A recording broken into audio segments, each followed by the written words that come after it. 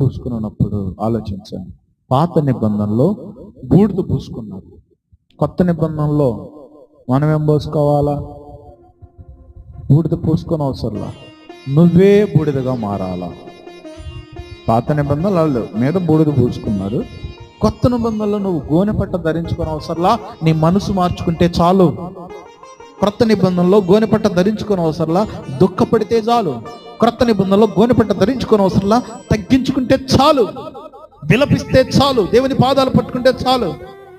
ఈ క్రొత్త నిబంధనలో బూడిద పూసుకొని అవసరంలా, కన్నీటితో విలపిస్తే చాలు. దేవుడు చేయాలనుకున్న కీడును చేయకుండా ఆగిపోతాడు.